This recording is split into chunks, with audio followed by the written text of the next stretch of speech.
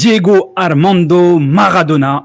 L'histoire que je vais vous raconter aujourd'hui est tout à fait passionnante. Pas mal de choses que vous ignorez concernant ce personnage de 60 ans qui vient de nous quitter, paix à son âme, et qui a vraiment donc une carrière sportive exceptionnelle.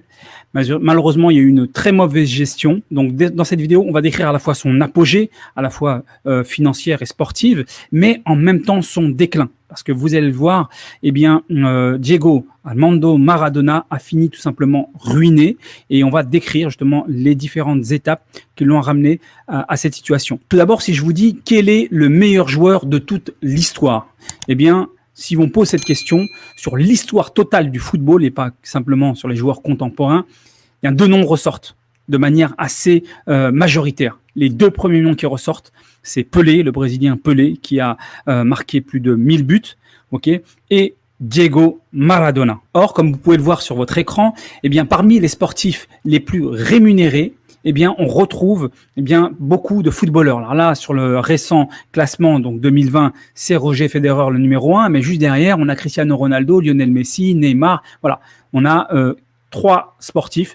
footballeurs sur le podium des meilleurs sportifs les mieux rémunérés. Alors ça, c'est actuellement. Mais eh bien, à l'époque aussi de Maradona, qui, donc, je rappelle, est né en 1960, okay, donc il était vraiment à son apogée entre 1980 et 1990, et pourtant sa fortune est de $0, alors qu'il a été très bien rémunéré. Il a totalisé en termes de revenus plus de 10 millions de dollars sur sa carrière totale en tant que joueur, en tant que coach, en termes de salaire, en termes de sponsoring, et pourtant il est même endetté, il est même en dessous de zéro. Vous allez le voir justement comment Diego Maradona, une des figures du football, il a gagné énormément d'argent, même s'il gagnait moins à cette époque, comment il a fait pour finir tout simplement complètement endetté. Et vous allez le voir aussi à travers de cette vidéo, comment il avait un lien tellement fort avec la mafia napolitaine qu'il l'a empêché de gagner le titre championnat italien en 1988. Alors revenons à tous ses débuts. Diego Maradona est né dans la banlieue de Buenos Aires, qui est donc la capitale de l'Argentine. Il est né donc en banlieue, plus exactement dans un bidonville. Il avait une situation familiale très pauvre. Ils étaient 6 enfants et ils habitaient vraiment dans des conditions très très précaires. Donc c'est dans ce bidonville avec ses frères qu'il va développer toutes ses qualités footballistiques, son niveau technique, qui va énormément travailler, et très rapidement, figurez-vous qu'à 12 ans, il va déjà se faire repérer, non seulement par des scouts, des coachs qui veulent l'intégrer dans leur équipe, mais même par des journalistes qui vont venir l'interviewer. Et à 12 ans, il déclare à un journaliste: j'ai 2 rêves, disputer une Coupe du Monde et la remporter avec l'Argentine. Donc à 15 ans, il va intégrer une première équipe junior, donc l'équipe Argentinos que vous voyez sur l'écran, et ensuite, il va signer son premier contrat pro à 21 ans avec le club de son cœur, Boca Juniors, qui est un des clubs donc de Buenos Aires. Il y a également le rival River Plate, mais Boca Juniors, c'est plus le club des prolétaires, le club des pauvres.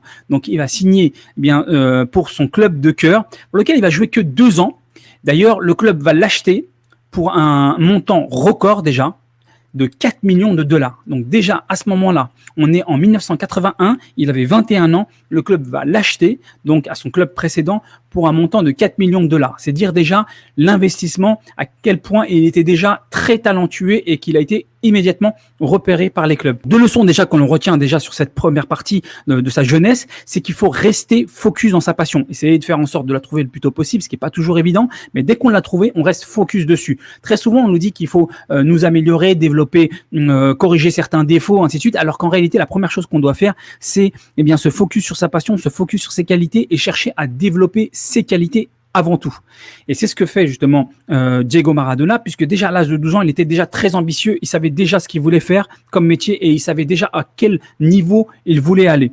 Donc ça, c'est la première leçon que nous enseigne Diego Maradona. Ensuite, la deuxième leçon qui est extrêmement importante, on l'entend souvent, surtout quand on vient dans les quartiers, c'est que la pauvreté n'est pas une excuse. La pauvreté ne doit pas être un frein à notre développement. Au contraire, on doit le transformer comme un moteur parce que justement, on veut absolument s'en sortir et absolument monter et tirer tout le monde vers le haut. Il faut savoir que Maradona, à 15 ans, quand il avait son premier contrat junior à Argentinos, il était la seule ressource la seule source de revenus familiale. C'était lui qui payait finalement pour les frais de la maison. Donc, ils étaient une famille de 6 enfants et c'est avec son contrat à l'âge de 15 ans, avec le salaire qu'il obtenait, qu'il payait déjà, qu'il participait aux frais et aux ressources de la famille. Deuxième étape de sa carrière qui est extrêmement importante, il va s'expatrier. Il va donc quitter le cocon familial, quitter sa terre natale, l'Argentine, pour aller rejoindre le fameux club donc, de la capitale Catalogne, le FC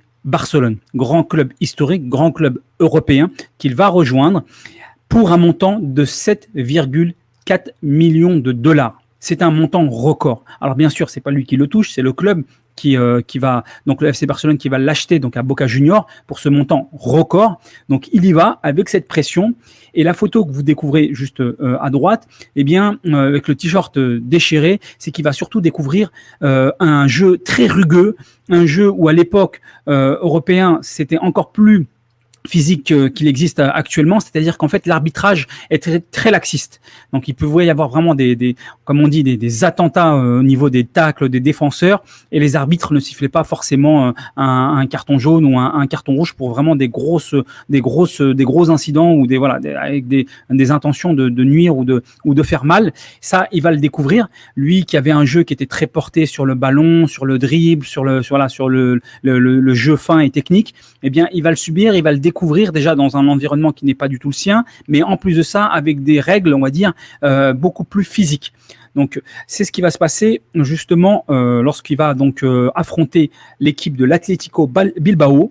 Il va carrément se faire descendre par un défenseur. On l'appelait donc d'ailleurs le boucher de Bilbao, qui va lui mettre un tacle, qui va tout simplement en fait lui casser sa cheville. Il va devoir subir une opération de sa cheville. Au niveau du péroné, ils vont lui placer 2 broches, ce qui va l'écarter des terrains quasiment pendant l'espace d'1 an. Alors après cette convalescence, qui va pas être anodine, parce qu'en fait c'est pendant cette période, il le déclarera par la suite, pendant cette période de blessure, de longue blessure, qui va commencer un petit peu à plus fréquenter la vie nocturne, surtout à Barcelone, qui bouge pas mal.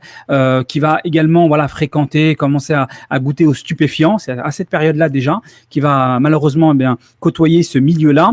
Quand il va reprendre la compétition, après cette longue convalescence, il va à un moment retrouver en finale de la Coupe du Roi le fameux Atlético Bilbao, dont un des joueurs, le défenseur qui lui avait cassé la cheville. Il va retrouver cette équipe en finale de la Coupe du Roi.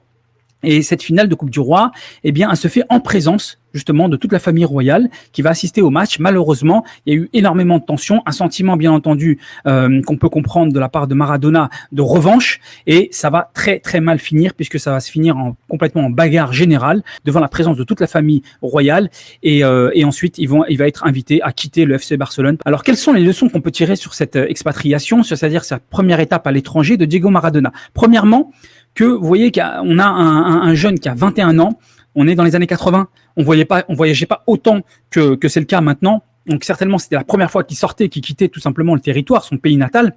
Il n'hésite pas à aller le faire, à aller sortir déjà à 21 ans pour aller poursuivre son rêve et développer en fait ses capacités dans son domaine de prédilection qui est le football. Ça c'est le premier élément, parce que souvent on entend concernant l'expatriation que beaucoup c'est difficile, ils ont peur, ils n'ont pas tous les moyens. Alors que vous voyez que là on a un jeune de 21 ans. D'ailleurs souvent les footeux on a tendance à les critiquer, à se moquer d'eux, à dire qu'ils ont beaucoup de défauts, ainsi de suite. Mais voilà, quand il s'agit de poursuivre leur carrière, ils n'hésitent pas. Ils ont un courage, une motivation qui les pousse. Ça, c'était 21 ans quand on était dans les années 80. Aujourd'hui, il faut savoir qu'il y a des jeunes qui s'expatrient, qui quittent leur cocon familial à 15 ans. Parfois, il y en a à 13 ans, 11 ans, 10 ans. Ça existe. Donc, il y en a beaucoup. Donc déjà, je pense qu'il faut déjà préciser et souligner ce point-là pour pouvoir s'en inspirer, cette motivation de se dire ok, quand professionnellement je vois que je dois passer par cette étape d'expatriation pour davantage me développer et pas simplement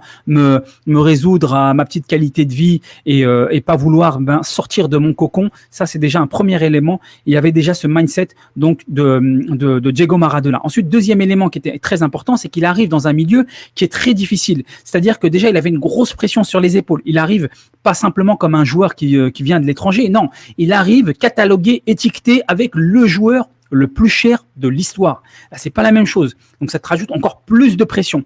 Il va gérer cette pression, justement. C'est pour ça que je vous parle d'état d'esprit. Il va la gérer, il va l'accepter et il va aller sur les terrains. Il va affronter ces joueurs et ce jeu beaucoup plus rugueux, comme je vous le disais. Donc, il y a différents éléments, obstacles qui se présentent à lui. Il va les affronter. Bon, malheureusement, il n'a pas su contrôler ses émotions. Parce que également, il faut aussi le souligner que là, à ce moment-là, l'arbitrage, voilà, il y a un gros laxisme et il ne protégeait pas clairement les joueurs comme on peut le voir actuellement. Aujourd'hui, ce serait impensable ce genre d'acte presque. Eh bien, il va être confronté à ça. Il va se faire baisser, il va se faire casser la cheville. Il va avoir une longue période de convalescence et il va reprendre et il va rattaquer encore de plus belle. Puis ensuite, deuxième départ, la direction cette fois-ci le sud de l'Italie. Et là, cette période-là, on est après 84 quand il quitte Barcelone. Ok, donc là il avait 24 ans grosso modo et il signe tout simplement pour le club napolitain. Alors il faut savoir qu'à ce moment-là, Naples, et c'est encore presque le cas un petit peu actuellement, c'était vraiment un club, voilà, ça faisait pas partie des grands clubs italiens. Ok, voilà, aujourd'hui c'est beaucoup plus en haut du tableau, mais au moment où Diego Maradona rejoint ce club, c'était plus un club ventre mou, voire deuxième partie de tableau clairement. Ok, donc il va rejoindre ce club-là toujours pour un montant record, cette fois-ci de plus de 13 millions d'euros. Il va signer son contrat d'ailleurs sur un yacht avec pas mal d'hommes d'affaires. Donc il signe ce contrat, il arrive dans ce club. Donc déjà en tant que star, comme vous le voyez sur la photo de gauche, il est tout de suite reçu à la fois par les journalistes et par tout le peuple comme une vedette, comme une star, tout simplement, parce que ils savaient qu'ils allaient pouvoir profiter de cette star dans leur club, qui était encore un petit club à ce moment-là en Italie. Cette période-là va correspondre à l'apogée pour lui, c'est-à-dire que il va gagner en stabilité dans les années 85, 86. Ensuite 87, il va gagner le titre avec Naples qui va changer d'entraîneur, s'améliorer, recruter des nouveaux joueurs. En 87, il gagne le titre. En 90, c'est le premier titre gagné par Naples d'ailleurs en 87. En 90, il gagne un second titre. Entre-temps, Diego Maradona joue pour la sélection argentine, ok. Et en 86, là, c'est la période de l'apogée. C'est là où l'éblouit. Eh bien, tout simplement, la Coupe du Monde sélection argentine. Et notamment, dans un match qui reste historique, lorsqu'il affronte l'Angleterre, premier but avancé dans cette Coupe du Monde, où l'Argentine battra ensuite l'Allemagne, la RFA, pour devenir champion du monde. Donc, à 26 ans, il est champion du monde au Mexique, et donc il réalise son rêve qu'il avait annoncé lorsqu'il avait 12 ans. Il disait que je voulais être champion du monde, je veux être champion du monde avec mon équipe nationale, l'Argentine. Il le réalise 14 ans plus tard, tout simplement. Et bien sûr, il y a cette Coupe du Monde a été entachée. Alors, à la fois, dans le même match contre l'Angleterre, je vous disais, il marque un but qui est extraordinaire, qui est peut-être le plus beau but de toutes les Coupes du Monde confondues, le fameux but où il dribble tout le monde. Et dans le même match, il y a ce fameux but, il va mettre une petite main pour marquer tout simplement le but, et les journalistes vont lui demander est-ce qu'il a mis la main ou pas, et il va nier tout simplement, alors que les images sont très claires, et il va avoir cette fameuse phrase qui va être reprise et sortie un peu du contexte. Il va dire j'ai pas mis la main, c'est la main de Dieu. C'était une façon de dire que voilà, c'était une prouesse, un miracle, mais grosso modo qu'il avait pas mis la main. Donc en fait, par cette phrase, il n'a pas voulu dire que, bien entendu, qu'il était Dieu, parce que ça a été beaucoup repris dans ce sens-là, pas du tout, mais simplement sous-entendu que voilà, c'est un miracle, et il voulait simplement nier les faits. Comme je vous le disais, entre 86 et 90, ça a été l'apogée pour Diego Maradona. Malheureusement, à partir des années 90, ça va être un déclin sans fin depuis les années 90, parce que tout simplement, il va être rattrapé en fait par sa vie extra-sportive. Parce que vous allez le voir, il a beaucoup d'addictions, Diego Maradona, et ça a commencé, comme je vous le disais, lors de sa convalescence à Barcelone. À Naples, ça va se développer, voire ça va s'accentuer, et ça va naturellement avoir des impacts, des conséquences, sur sa vie en tant que professionnel. Dans les années 90, moi personnellement, c'est là où je l'ai connu, c'était la Coupe du Monde 90, en Italie, justement, d'ailleurs, où il va perdre la finale, cette fois-ci contre l'Allemagne de Lothar Matthäus et Rudi Völler. Et là, donc, il va être extrêmement triste lors de cette défaite. À partir des années 90, d'ailleurs, ça va être vraiment le déclin.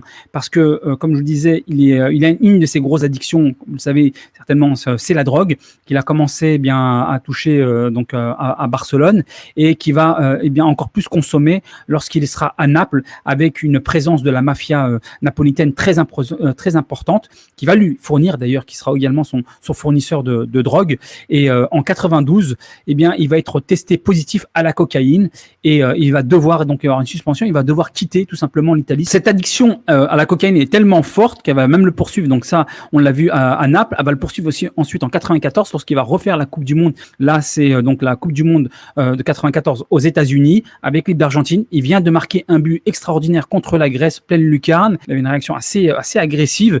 Et bien ensuite, il va faire des tests. Il va être testé encore une fois positif, stupéfiant, qui va également enchaîner sur une exclusion tout simplement de la Coupe du Monde. Et en réalité, cette addiction, elle va être à la drogue, a été donc très forte, encore plus lorsqu'il était en Italie, car il s'est rapproché de la mafia napolitaine, pour laquelle en fait elle va le protéger contre la foule de supporters qui courent après lui, contre éventuellement des agressions. Mais en contrepartie, ils vont lui proposer aussi pas mal de services. Notamment, ils vont le fournir en drogue. Ils vont le fournir aussi en tout ce qui est prostitution. Il va fréquenter énormément donc les soirées et la vie nocturne en Italie. Et on dit même que l'un de ses agents, donc Coppola, qui est jugé d'ailleurs par l'administration américaine comme un narcotrafiquant, eh bien, on dit même qu'il se pourrait qu'ils aient utilisé le passeport de Diego Maradona pour pouvoir faire transiter de la drogue de l'Amérique du Sud vers l'Italie. Donc, il y a vraiment un lien très très fort entre la mafia italienne, napolitaine, et Diego Maradona. D'ailleurs, concernant Naples, il y a eu une affaire qui a fait énormément de bruit par la suite en Italie. C'est que avec Naples, il va être champion en titre en 87. Il va être champion en titre également en 90. Ok, mais en réalité, en 88, donc après le premier titre, il pouvait également être champion avec Naples. Il leur restait 5 matchs, ils avaient 4 points d'avance. Ok, ils étaient leaders, ils avaient tout pour gagner. Et à ce moment-là, il existait déjà les paris sportifs. Ok, déjà les paris en 87 donnaient, il y avait très peu de chances que Naples soit champion, et ils sont devenus champions. Ceux qui avaient parié pour la victoire de Naples, eh bien, ils avaient gagné beaucoup d'argent. Et ensuite, en 88, eh bien, la cote de victoire de votre gain au final de Naples en 88, sachant qu'il y avait déjà beaucoup de points d'avance, était très élevé. Du coup, il y a eu donc la mafia italienne qui a mis une grosse pression sur l'équipe italienne et notamment également sur Diego Maradona, puisqu'ils avaient une connexion très forte, des grosses pressions, il y avait de l'intimidation, il y a des joueurs qui se sont fait cambrioler, ainsi de suite, pour faire en sorte que les joueurs donc du Napoli, eh bien, ils lèvent le pied, hein, et donc ils ont perdu leur dernier match, et au final, dans la saison 88, ils vont pas gagner le titre, alors que bon, ils avaient une large avance, tout le monde était assuré qu'ils allaient être champions avec le nombre de points qu'ils avaient, et ils jouaient très très bien. Eh bien, contre toute attente, ils vont perdre, ce qui fera bien sûr des heureux parmi les parieurs, parce qu'ils vont parier sur la défaite du Napoli, et donc du coup gagner énormément d'argent. Et puis à partir des années 2000, malheureusement, la chute va poursuivre. Malheureusement, il va pas savoir rebondir, et ça va être un déclin qui va se poursuivre petit à petit, et qui va toucher en fait tous les aspects de sa vie. Dans un premier temps, après sa carrière de footballeur, il va devenir coach. Il va être notamment coach donc de la sélection argentine. Il va avoir un bon salaire. Il va toucher plus de 10 millions de dollars par an, donc un salaire très confortable. Malheureusement, avec ses frasques, avec ses addictions qui vont le perturber, il va perdre énormément de crédibilité. Il va pas apporter beaucoup de résultats, et donc il va perdre en crédibilité, et il va enchaîner les postes d'entraîneur de club en club, et souvent et surtout de clubs de moins en moins huppés. Et en 2020, lorsqu'il nous a quittés, il était entraîneur pour Gimnasia, un petit club donc en Argentine, pour lequel il touchait moins de 1 million de dollars par an, ce qui était déjà un bon salaire, mais ça restait 10 fois moins que ce qu'il touchait lorsqu'il commençait en tant que coach. Ensuite, il va essayer, il a certainement une énorme notoriété, donc il va maintenir le contact avec les réseaux sociaux. Il va avoir un compte Facebook, un compte Instagram avec quelques millions de followers et d'abonnés. Il va arriver plus ou moins à garder quelques contrats, même s'il a vraiment une très très mauvaise image commerciale. Il va réussir à garder quelques contrats de sponsoring, notamment avec Puma, avec ses crampons King. Ensuite, il va avoir des gros problèmes judiciaires. Déjà dans les années 90, il va être testé positif à la cocaïne en Italie, comme on l'a dit, donc avec le Napoli. Il va devoir quitter tout simplement le Napoli, et en réalité à ce moment en fait il va être impliqué dans une affaire avec des prostituées pour lesquelles il aura distribué notamment de la drogue, de la cocaïne. Il va tenter de fuir l'Italie, direction l'Argentine, et puis la police italienne va le rapatrier donc en Italie, pour lequel il va être jugé. En 94, il va même tirer sur des journalistes avec un pistolet à air, à comprimer, et il va être même exclu de toute compétition sportive pour à peu près 3 ans. Au-delà de ces démêlés judiciaires, il va également avoir de gros santé, donc liés naturellement à toutes ces addictions, et bien sûr notamment à la drogue. Il va essayer de suivre un centre de désintoxication, mais ça va être très compliqué parce qu'il en consomme beaucoup depuis très longtemps. Donc il va avoir beaucoup d'interventions chirurgicales. Là, récemment, c'était une intervention au niveau du cerveau. On pensait même là, avant son décès, qu'il allait s'en sortir. Et puis finalement, il a eu un arrêt cardiaque. Mais avant cela, il avait également des problèmes liés à l'alcoolisme, car il était il buvait trop d'alcool et ça lui avait même causé de l'obésité.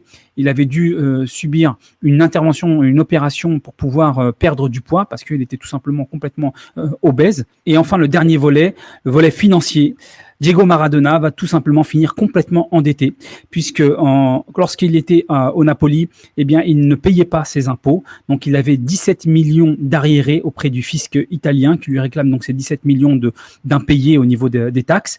Ce montant va augmenter suite aux intérêts qui vont s'ajouter de 20 millions supplémentaires. Donc, il doit au fisc italien la somme totale de 37 millions de dollars, tout simplement. Donc, il ne paiera jamais, d'ailleurs. Et donc, naturellement, il sera interdit de retourner en Italie. Et ces problèmes, d'ailleurs, judiciaires et fiscales vont le poursuivre sur toute la fin de sa vie. Alors, il faut savoir que au final, Diego Maradona, il a une fortune qui est estimée, lorsqu'on compte ce qui c'est bien, c'est-à-dire sa maison en Argentine, ainsi de suite, à peu près de 500 000 euros. Mais bien naturellement, comparé aux dettes qu'il a de 37 millions, donc il est complètement endetté. C'est d'autant plus troublant lorsque l'on sait que Diego Maradona, sur toute sa carrière, en termes de salaire, de sponsor, que ce soit en tant que joueur ou en tant que coach, il a touché plusieurs dizaines de millions de dollars dans toute sa vie.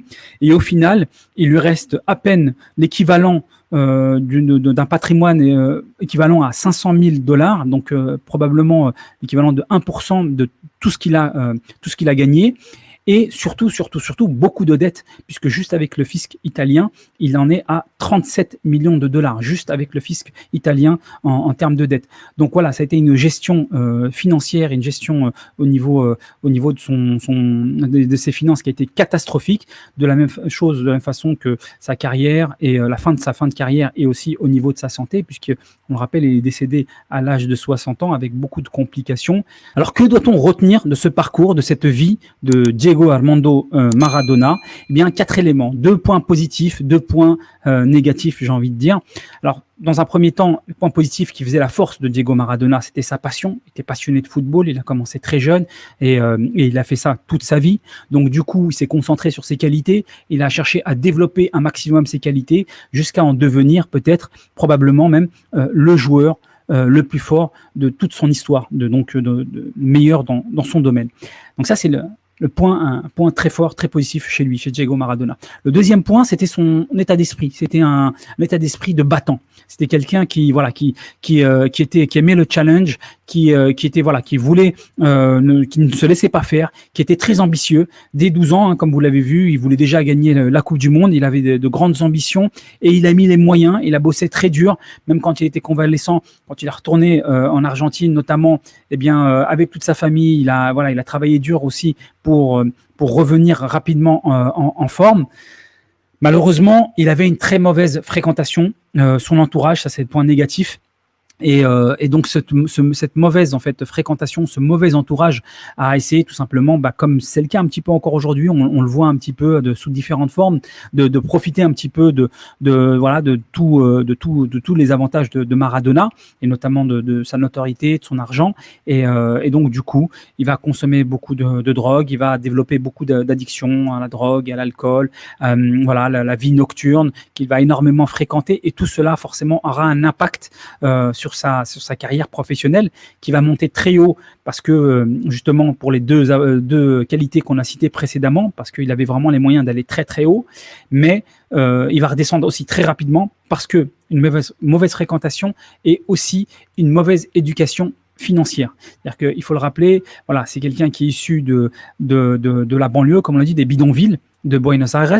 Et donc, certes, ça lui a permis de très rapidement de développer ses qualités footballistiques. Malheureusement, il n'avait pas un entourage familial et peut-être même amical qui pouvait lui inculquer justement comment bien gérer son patrimoine, comment bien gérer sa carrière, parce que c'est une chose d'arriver parmi les meilleurs, mais après, il faut y rester. Et ça, pour y rester, là, c'est la deuxième étape. Là, c'est plus une question juste de passion ou de mindset. Il faut forcément de l'éducation. Donc, soit à travers un entourage qui est formé, soit se former soi-même. Se former soi-même permet justement de bien gérer nos finances, de bien gérer notre carrière. Et nous-mêmes, on n'a pas besoin, ce n'est pas propre à un sportif, c'est pas propre à juste des footballeurs ou des personnalités publiques, c'est propre en fait à tout à chacun à la fois comment dirais-je, de sélectionner son entourage, de savoir qui on fréquente, est-ce que ce sont des personnes positives qui vont nous faire avancer et d'éliminer rapidement toutes les personnes toxiques qui vont rien nous apporter, au contraire, vont avoir tendance à nous faire régresser, que ça soit d'un point de vue psychologique, que ce soit d'un point de vue de nos ambitions, ok, et aussi de miser sur l'éducation, de miser sur notre propre formation de notre cerveau pour pouvoir apprendre de nouvelles choses, pour pouvoir bien gérer notre capital, bien gérer notre carrière et pouvoir développer ces différents sujets, que ce soit, on l'a vu, que ce soit au niveau financier, que ce soit au niveau du bien-être personnel. Voilà, c'était l'avis de Diego Maradona que je voulais un petit peu dédicacer à travers cette vidéo parce qu'il nous a fait rêver. Moi, personnellement, j'ai connu Diego dans les années avec la Coupe du Monde de 90, Toto Schillaci et Gary Lineker. Et donc, voilà, c'était un petit hommage à notre grand champion Diego Maradona.